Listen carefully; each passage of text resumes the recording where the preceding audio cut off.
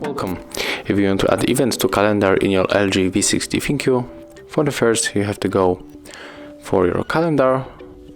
So let's go for the Google folder, and right now just enter calendar. Use this arrow 2 times and click on I got it. Use the switcher right here and select event. Right now we have to add the title, and you can also set up other things, like we can, for example, change the color, add the reminder, location, and also we can change the time zone. If you set up everything, you just tap on the save button right here, and as you can see, here's our event. So thank you guys for watching. Leave thumbs ups, comments, and of course subscribe to our channel.